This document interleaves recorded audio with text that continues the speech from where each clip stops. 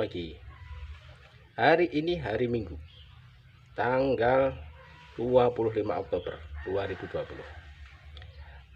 Pagi ini acara kita tetap di Taman Inspirasi. Tapi lokasinya sekarang agak berbeda. Ini adalah di kebun mini bawah. Pada video ini kita ambil tema pek godong telo. Apa itu pek godong telo? Ikuti video berikutnya.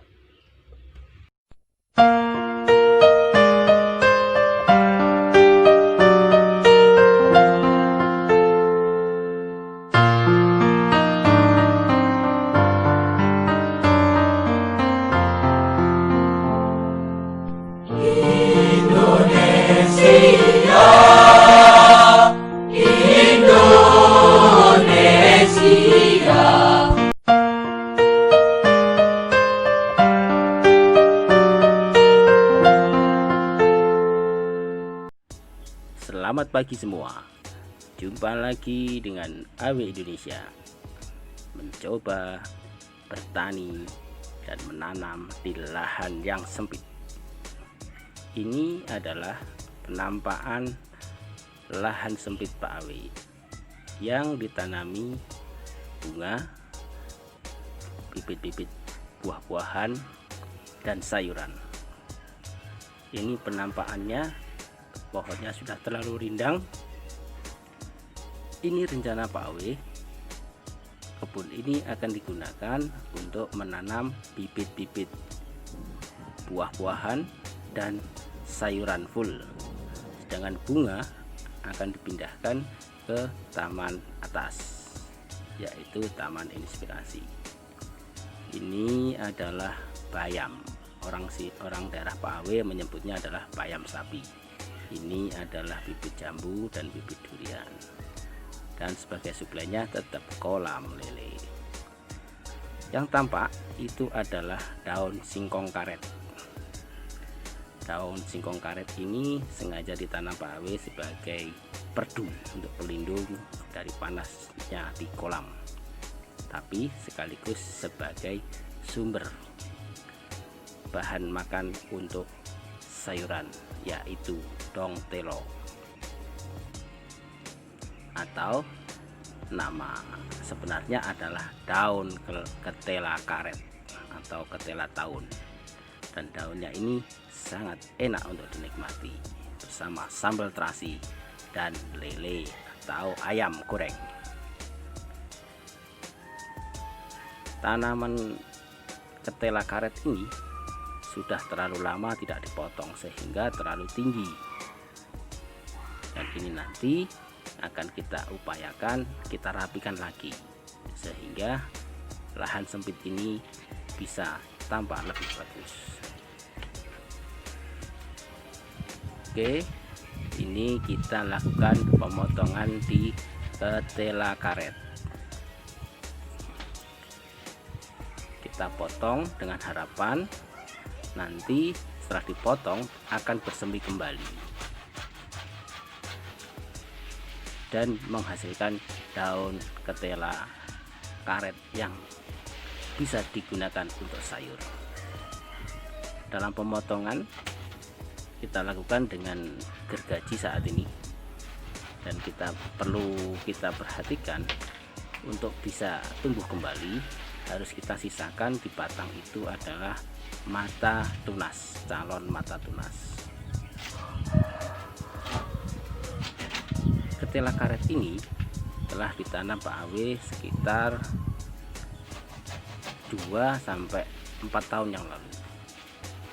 Dulu hanya batang kecil dan sekarang sudah mulai membesar. Dan sebenarnya batang yang terlalu besar yang dipotong Pak Awe ini sudah terlambat sebetulnya, karena untuk dibikin sayuran sebetulnya batangnya tidak boleh terlalu tua tapi masih yang berwarna hijau. Oke, karena kesibukan sana sini sehingga pengambilan daun ketela ini agak terlambat. Tapi apapun nanti akan kita pikirkan batangnya untuk apa dan daun sisanya yang sudah tua untuk apa.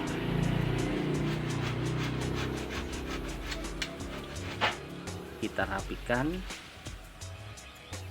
ketela-ketela yang telah tumbuh ini. Agak lumayan besar sih, bahkan kebesaran ternyata. Oke, kita potong satu persatu, kita rapikan sehingga ketela ini tidak mati dan bisa menumbuhkan daun kembali.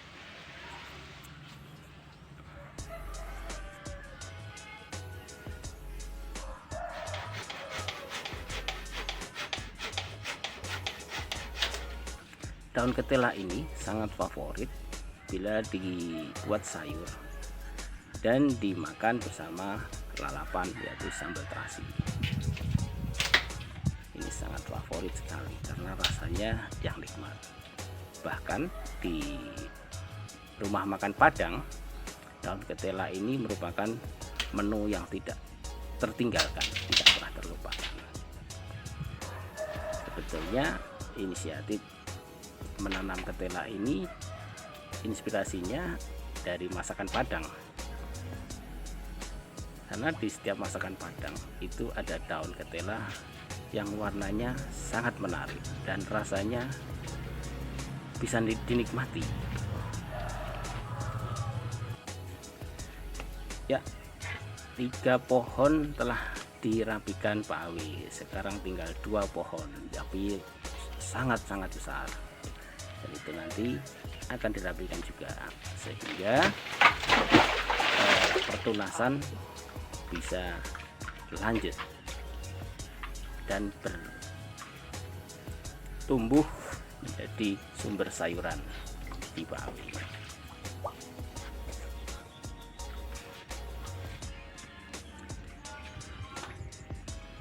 Kegiatan di kebun ini memang sangat mengasihkan, terutama di hari-hari libur sebagai pengisi waktu sekaligus untuk rekreasi mengembangkan hobi bertanam Bali.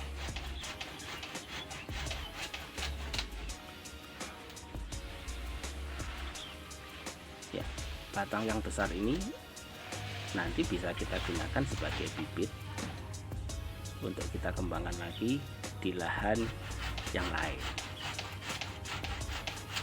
Pak Awi pernah mencoba menanam ketela karet ini di dalam pot, tapi ternyata potnya kurang besar dan akhirnya roboh juga, kurang bagus ya, dan alhamdulillah ternyata di lahan sempit ini pun bisa.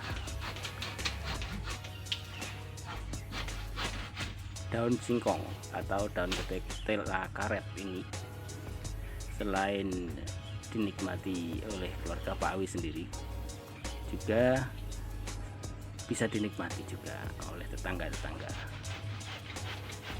karena Pak Awi sendiri sering juga menerima pemberian sayuran, baik itu nangka muda atau jagung dan sebagainya dari tetangga-tetangga juga.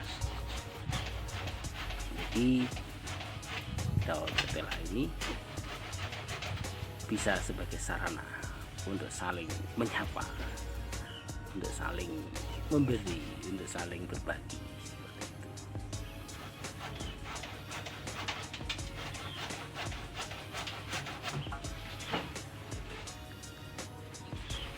Ya, untuk pemotongan ini Pak Awi menggunakan gergaji sehingga batang yang terpotong itu pun akan rapi, sehingga tidak tumbuhnya calon daun, calon batang nanti akan bisa rata. Oke, semua batang pohon sudah terpangkas sejumlah 5 batang pokok. Ya, ini adalah penampakan setelah dipotong. Kita sisakan mata tunas untuk calon tumbuh batang lagi. Itu cara pemotongan batang singkong karet, sehingga nanti di sini akan muncul tunas dan muncul daun lagi, bisa kita nikmati lagi. Sekali kita menanam, maka kita akan bisa merasakan panen berkali-kali. Ya, batang yang telah kita potong, daunnya bisa kita ambil. Caranya adalah 3 ruas daun dari atas dari pucuk itu yang bisa dikonsumsi, karena ini masih lembut dan masih lunak untuk dimasak. Sedangkan yang keempat dan kelimanya itu sudah terlalu keras dan sudah tidak bisa untuk dikonsumsi. Gitu. Daun singkong yang bisa kita ambil itu adalah daun pucuk di tiap-tiap cabang batang. Semakin banyak cabang batang, semakin banyak daun singkong yang bisa kita petik.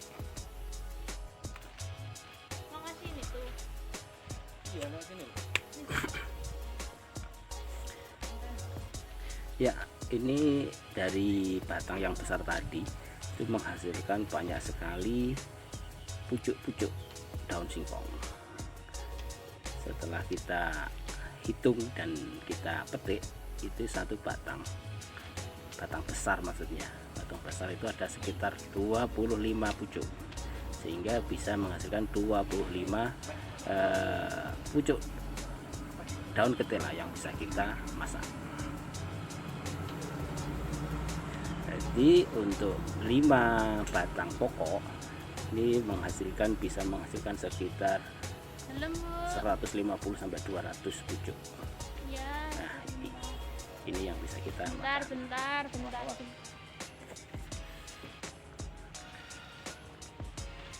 Oke, karena kita sudah potong semua, maka pucuknya pun bisa kita potong untuk sayuran.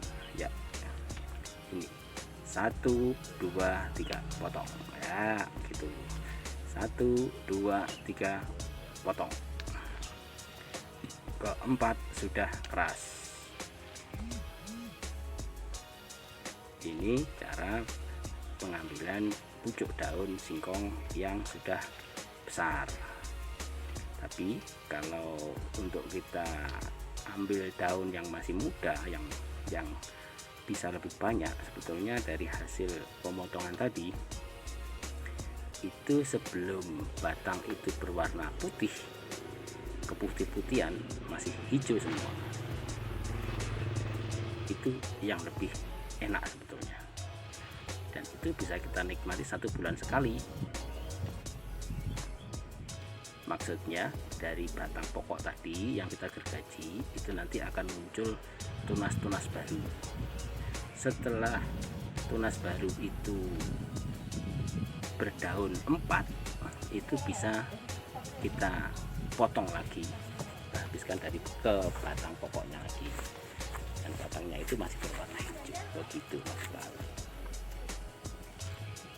Dan ini nanti akan kita planning seperti itu. 1 bulan sekali kita bisa memanen daun singkong dari 5 batang pokok.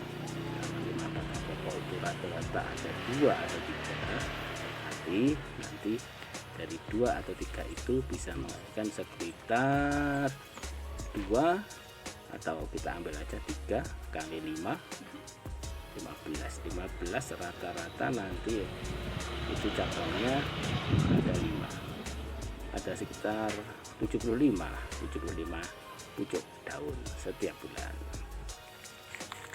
Itu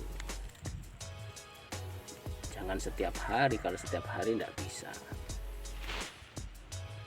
Dan untuk pemotongan, untuk pengambilan di pohonnya itu ada juga yang hanya mengambil daun, dan itu kurang efektif. Lebih baik kita potong, atau bahasa di daerah Pak Awi adalah kita poklek, sehingga nanti setelah dipoklek itu akan bercabang lagi begitu seterusnya.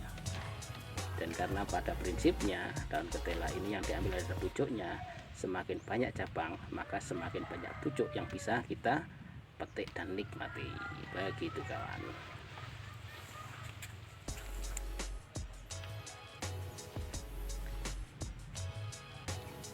Ya, pucuk daun ini banyak sekali, ada sekitar 200 pucuk daun. Ini yang bisa kita konsumsi. Apakah nanti bisa dimasak semuanya? Kalau 200 itu nggak habis ya, paling enggak kita masak 50 sampai 100 mungkin. Lainnya bisa kita simpan atau kita bagikan ke tetangga kanan kiri, sehingga paling tidak bisa menambah keakraban dengan tetangga kanan kiri.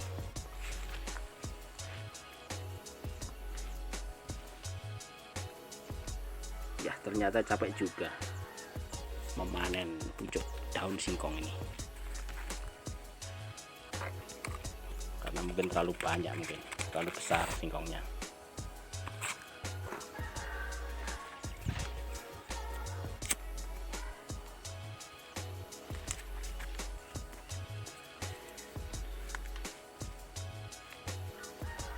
Tapi asik juga sih sama memanen ini. Kita bisa, oh ternyata seperti ini daun singkong. Ini yang Pak Awe belum bisa dan masih belajar dari Mamski adalah memprediksi ini daun yang muda itu kelembutannya seperti apa. Ini masih belajar. Nah, ada yang sudah berbunga. Kalau berbunga ini berarti sudah sangat tua, sudah terlambat, dan bunganya ini sementara ini belum bisa dikonsumsi, belum berani, nggak berani nyoba saya apakah bunganya itu enak juga dikonsumsi pada. Jadi sementara ini kita nggak berani dulu, sambil nyari referensi apakah bunga daun ketela itu bisa dikonsumsi pada. Tapi secara logika sebetulnya bisa juga, cuma belum berani aja. Monggo nanti kawan-kawan kalau sudah mencoba bisalah berkomentar di sini.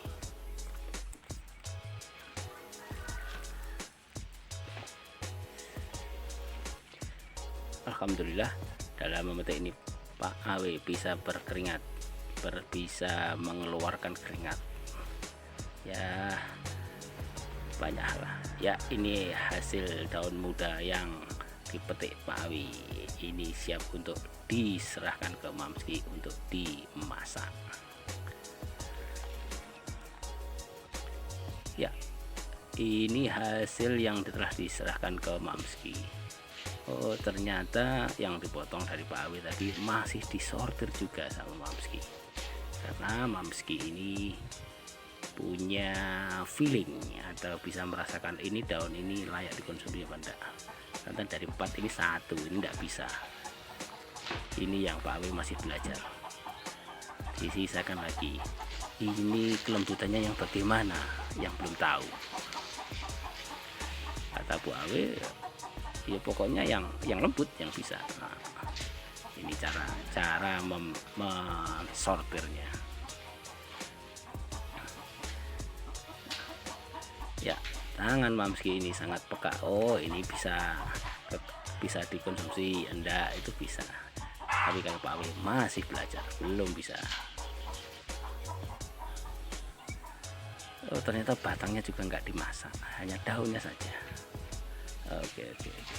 Pelajaran yang sangat berharga dari Mamski.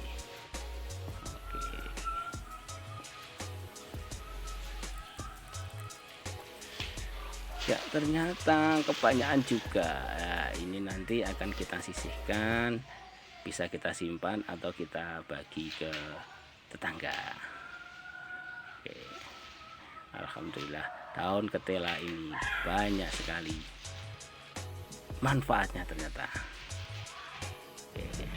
Oke, ini ternyata diantar Mamski ke sebelah, ke tetangga sebelah. Semoga menjadi berkah. Ya, daun ketela tadi kita rebus di air mendidih. Ini kelihatannya full, tapi setelah nanti kena air dia akan mengkempeskan diri. Iya betul sekali.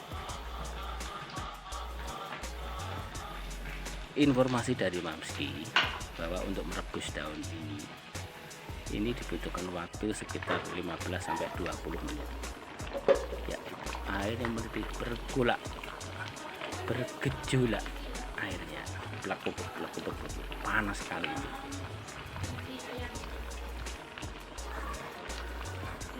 Tapi daunnya ini belum lunak akhirnya.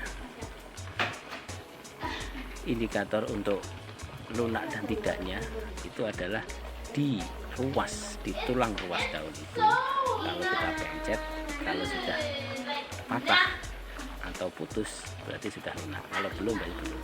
Dan ini bisa kita tambahkan garam. Ini resep dari Mamski. Biar apa Mamski? Ternyata biar tetap hijaunya. Oh iya, ini yang meniru dari masakan Padang. Oke, batang yang sudah kita potong tadi, daun pucuknya sudah kita ambil. Sekarang batangnya kita potong-potong. Untuk apa potong-potongan ini?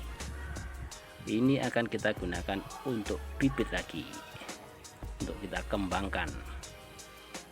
Tapi karena Pak Awe tidak punya lahan lagi, ya ini kita siapkan saja. Siapa tahu nanti ada tetangga yang pengen menanam juga. Oke, kita kasih cuma-cuma, tidak perlu bayar. Dengan adanya pengembangan ini, harapannya semua orang bisa menanam ketela karet. Ketela ini istilahnya banyak sekali. Kalau Pak Awe mengatakan ini adalah ketela karet. Ketela karet ini tidak ada umbinya, tidak ada buahnya, tapi hanya daun. Dan ini bisa menjadi tanaman perdu karena daunnya lebar-lebar dan bisa mengurangi paparan sinar matahari untuk tanaman di bawahnya. Menanamnya pun mudah sekali. Dari batang-batang ini kita tancapkan di tanah gitu aja. Kalau ada cukup air, nanti dia akan bersemi kembali dan tumbuh. Dulu 5 tanaman pokok itu bibitnya juga dari batang-batang seperti ini, kita tancapkan gitu saja. Tapi alhamdulillah bisa tumbuh dan sampai sekarang tetap tumbuh, sudah sekitar 2-4 tahun lah mungkin.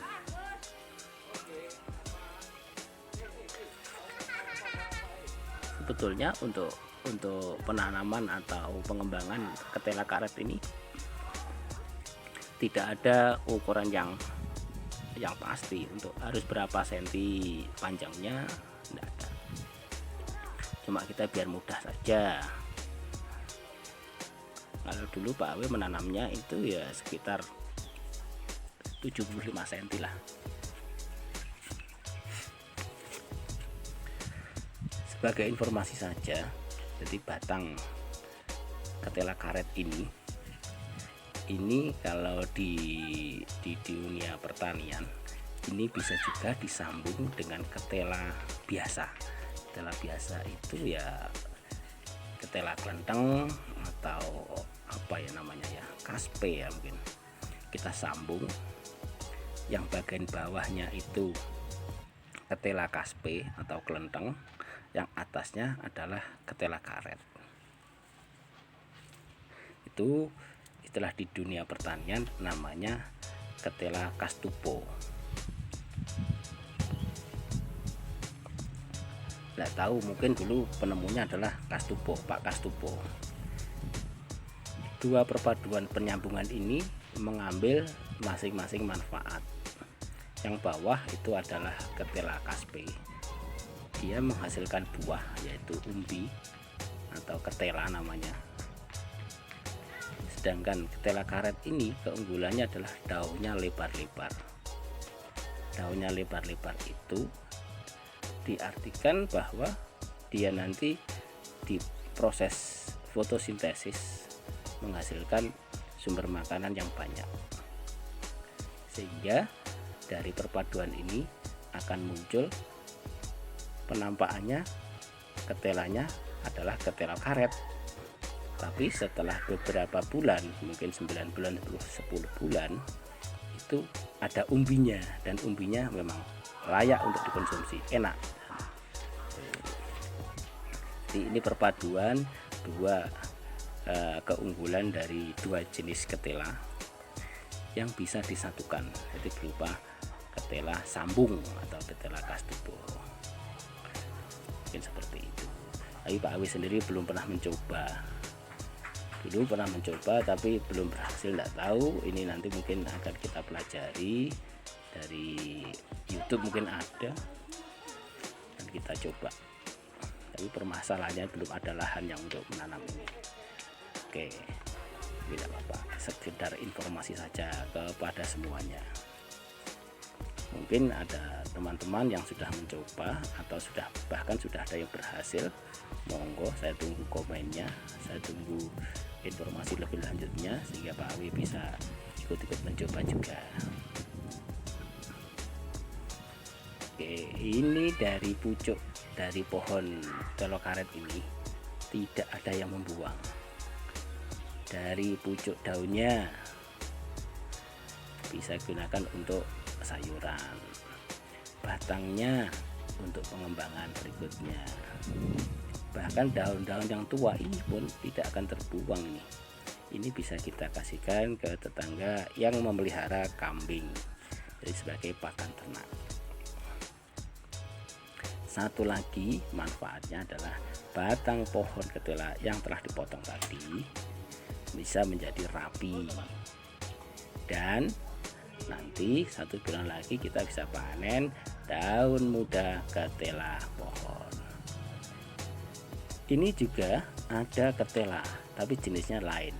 Ini di daerah Pak Awi namanya ketela Malaysia, atau ada juga yang menyebut bahwa ini adalah pepaya Jepang. Ya enggak tahu lah namanya apa, sebuah nama lah mungkin.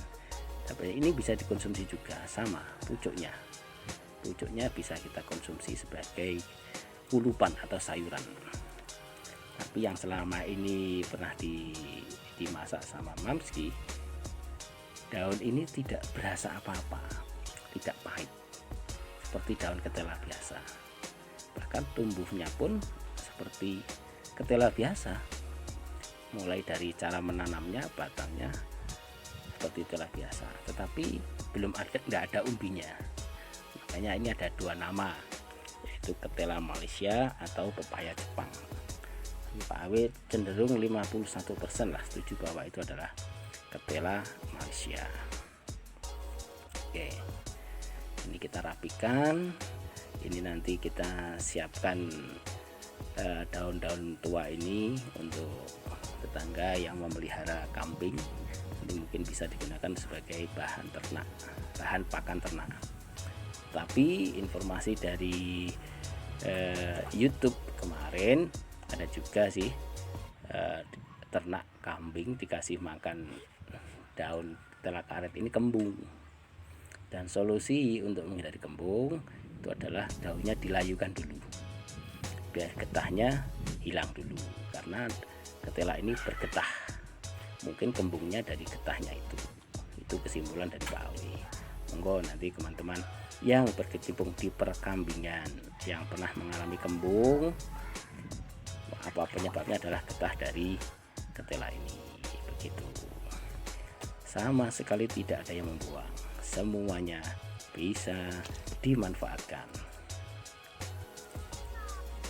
Dan akhirnya setelah 1 jam kita beraksi, ini adalah penampakan taman lahan sempit mini Pak Awi di bawah. Ini di sana tampak kangkung, bibit kangkung yang ditanam sekitar 1 minggu yang lalu. Ini euphorbia, ini nanti akan kita pindah di Taman Inspirasi Atas. Pupring juga kita pindah ke Taman Inspirasi Atas. Ini bibit-bibit ketela untuk pengembangan. Monggo nanti yang bisa ngersani. Ini yang untuk pakan ternak. Ya, lengkap sudah apa yang dihasilkan oleh ketela karet di kebun Pak Awi. Ya, Begitu kawan, ini adalah penampakan terakhir Taman Inspirasi Bawah, Taman Lahan Sempit Pawe. Ya, sambil istirahat, sambil nonton video kawan-kawan YouTube, kita kasih lele yang di dalam kolam ini pakan pelet, dan semoga lelenya pun setelah kena sinar matahari bisa riang gembira dan bahagia.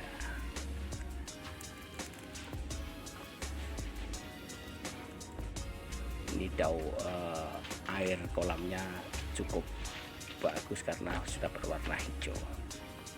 Dan sebagai informasi kepada kawan-kawan semua, bahwa kalau kita membuat suatu lahan, kebun atau taman, lalu bisa ada kolamnya lah, bukan untuk dieksplor kolamnya, tetapi ini adalah sebagai sumber air untuk penyiraman di saat tidak ada hujan. Karena air kolam yang ada lelenya ini banyak mengandung nitrit, begitu kata kawan-kawan di perikanan, dan ini sangat bagus juga untuk tanaman. Oke kawan, begitu. Mohon saran kalau ada yang kurang pas, dan mohon support bagi kawan-kawan. Bagi yang sudah subscribe, terima kasih, dan bagi yang belum subscribe, ditunggu. Oke, begitu. Hari ini hari Minggu tanggal 25 Oktober di kebun bawah Lahan Sempit Pawe.